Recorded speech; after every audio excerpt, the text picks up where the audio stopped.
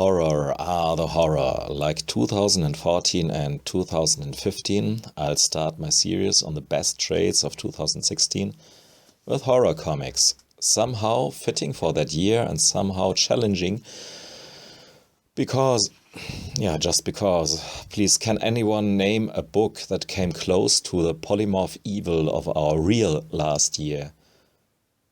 But before I get totally off track, let's start my overviews of the best comics of 2016 or the best collected editions of horror comics that were published last year.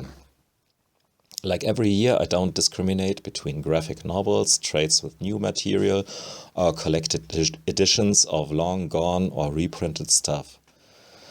The only thing they have in common is that they were printed 2016 and belong more or less to a certain genre, and this time it's obviously horror. Here you have 3 books that aren't included in my top 10 for different reasons. Hellblazer is of course one of the best horror series of all time, and these collected editions are a great opportunity to get all stories. But 2016 came out volume 14, and I've read just up to volume 7 or 8 or so. So of course you have to have Hellblazer in your life, but since I haven't read that particular volume, it's not in my top 10. The Strain, volume 3, provided a decent conclusion for a solid horror series, so I would call this one an honorable mention. Is anybody still watching that TV series? I've stopped a while ago because it got too ridiculous and some of the actors, especially that kid that plays Zack, are just bad. I had great hopes for George Romero's Empire of the Dead, but this book was my greatest disappointment of the year comic-wise. While it had great covers and a decent start with good art from Alex Maleev, it got worse and worse over the whole run.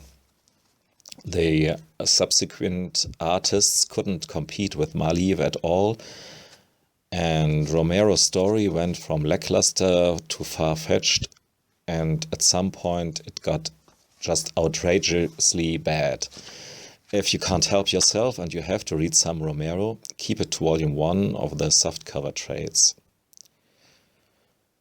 So, but now to my top 10. On 10, it's Kirkman's Outcast with pretty good art by Paul Acqueta and amazing colors from Elizabeth Breitweiser. While the TV series hasn't intrigued me enough to watch more than the pilot episode, I for sure can recommend the comic. Somehow demons and demonic possession makes me cringe in a bad way when I see it on the screen. But in comic form, it's real good scary entertainment. Robert Kirkman's storytelling is sometimes very decompressed and always very easy to follow.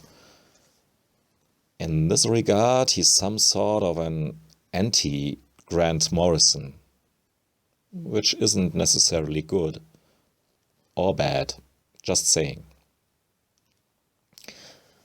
Following on 9 is volume 2 of a book which its volume 1 was on my last year's top 10 list with the best weird and wacky books.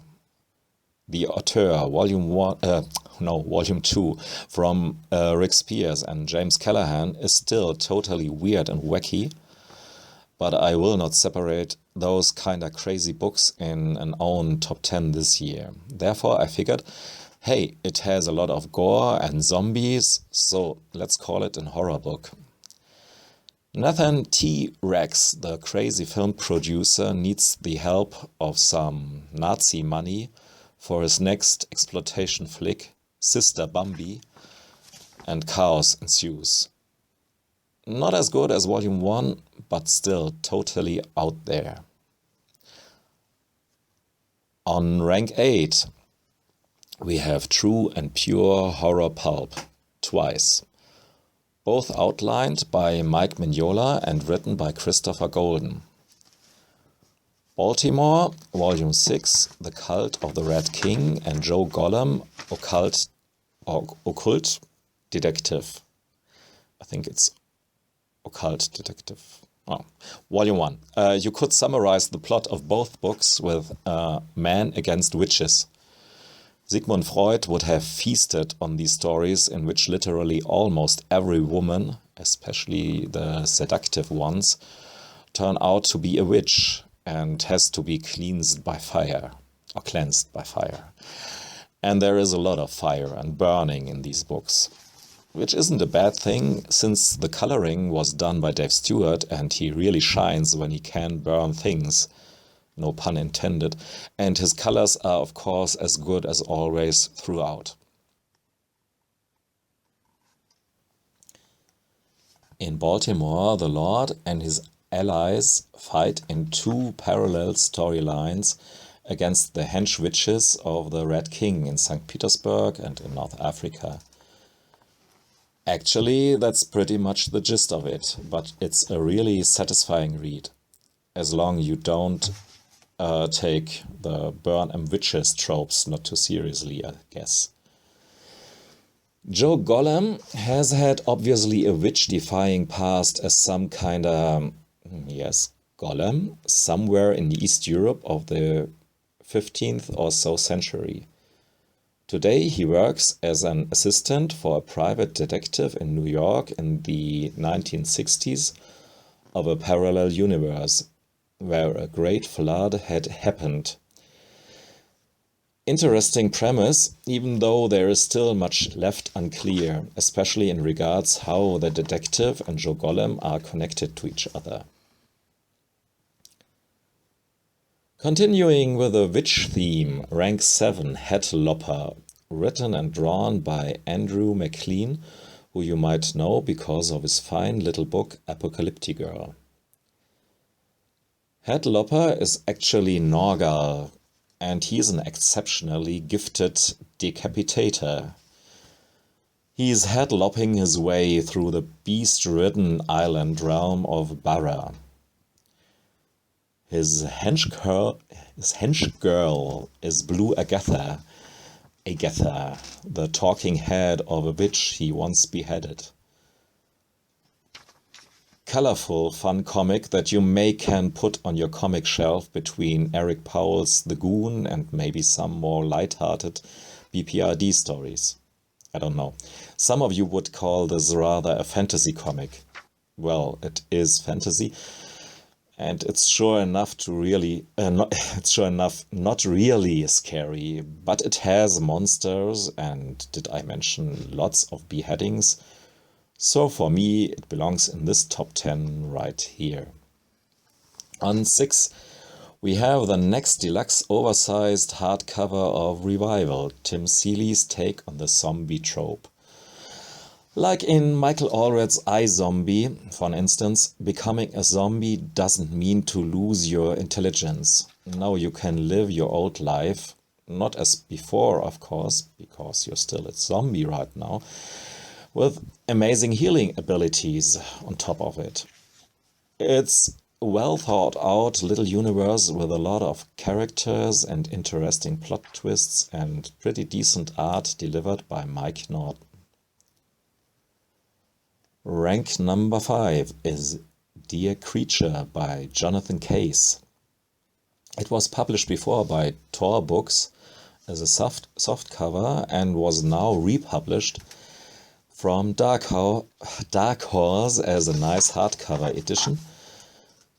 After Green River Killer and The New Deal, this is my third book from Jonathan Case. They're all pretty different in content and style, but all are very good comics. The Dear Creature in this book is a sea monster by the name Gru. He's a pretty subtle and poetic kinda guy, despite the fact that he feeds on humans. But one day he found pages with Shakespeare text on them and falls in love with his dinner, the female sender of these messages in bottles. It's told with a lot of humor and in a very fluid drawing style. This story is really a joy to read. On 4, we have the second volume of Demon, wrapping up the reprint of the Garth Ennis, John McCrea, however, run from the 90s. It's funny, demented, gore galore, bold comics fun. Nothing less, nothing more. I first encountered the rhyming demon Etrigan in The Sandman, I guess as most of you, and there are some crossoverings with The Sandman and Lucifer, but to be honest, Etrigan in The Sandman wasn't half as cool as in this book right here, especially with John McCrea drawing it.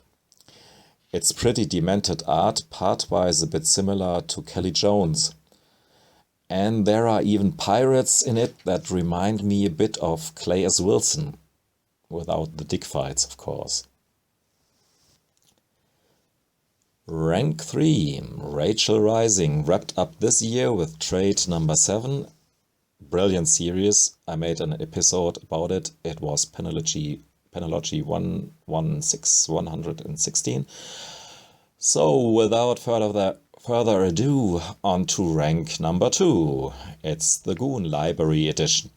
Dark Horse has recently put out already number 4 of these gorgeous books, and even if you might not consider Eric Powell's art as super detailed, it's still very beautiful and benefits a lot from that oversized format. The Goon is a phenomenon that manages to solve or contain a lot of apparent contradictions. It's pulp and very original. It's gory and funny. It contains a lot of flat jokes and toilet humor, and is, in my opinion at least, philosophical. And it is full of monsters, zombies, and yes, of course, witches. And it is very human. Wonderful stuff. So, we had Rachel Rising, we had The Goon. What could be number 1? Mignola's Frankenstein Underground? I haven't bought it for whatever reason that escapes me right now. The Walking Dead? No, these I buy as omnibi, and there was no one in 2016. So, my number 1 horror comic book from 2016 is not just my favorite horror comic collection, it's my favorite comic book of the year. Period. Fantagraphics Complete Edition of the comics from Guido Crepax, Volume 1. Dracula, Frankenstein, and other horror comics. Poetic, beautiful, classy, classic, high and lowbrow, elegant, sexy, wonderful, strange, and gorgeous, all at once, in one oversized, huge, wonderful book. Crepax is one of my more recent discoveries, despite his comics are so long around and always in reach. Okay, maybe not for me as a kid, because of the nudity here and there in it. Yeah, anyhow.